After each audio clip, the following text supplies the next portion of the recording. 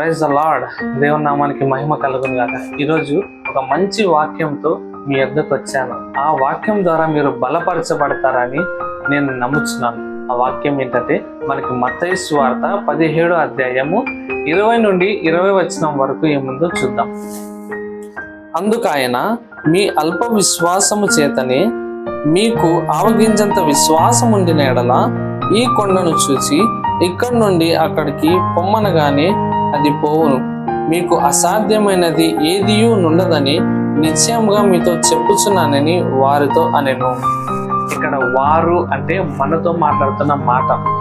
ప్రభు మనతో ఏం మాట్లాడుతున్నాడంటే, మీకు విశ్వాసము ఆవగింజంత విశ్వాసము ఉన్న ఎడల మీకు అసాధ్యమైనదంటూ ఏది కూడా ఉండదు.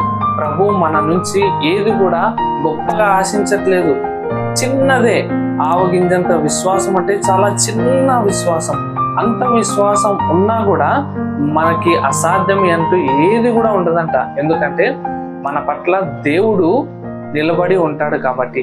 మార్క్స్ వార్త 9వ అధ్యాయం 23వ వచనంలో, నమ్ముట నీ వలనైతే నమ్మువానికి సమస్తము సాధ్యమే. అలాగే నువ్వు నమ్ము అంటే ఆవగింజంత విశ్వాసం నువ్వు పెట్టుకో, అప్పుడు నీ జీవితంలో ఏది కూడా అసాధ్యమైనదంటూ ఉండదు.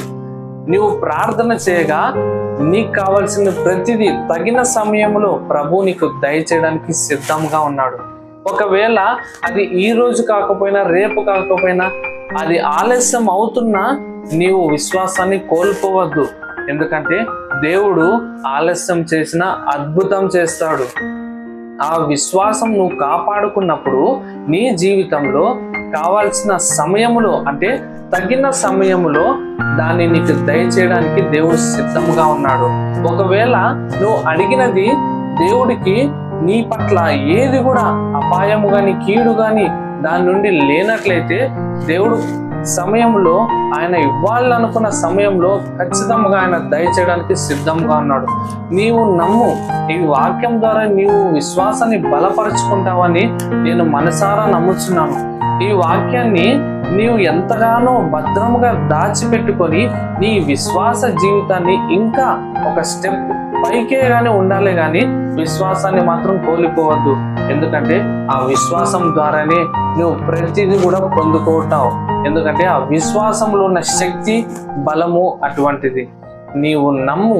నువ్వు నమ్మినడలా నీకు అసాధ్యమైనట్టు ఏది కూడా ఉండదు. కాబట్టి దయచేసి దేవుడు నీ జీవితంలో ఆలస్యం చేస్తున్నా ఆయన అద్భుతం చేయబోతున్నాడు. నీ జీవితాన్ని ఒక నూతనముగా మార్చబోతున్నాడు.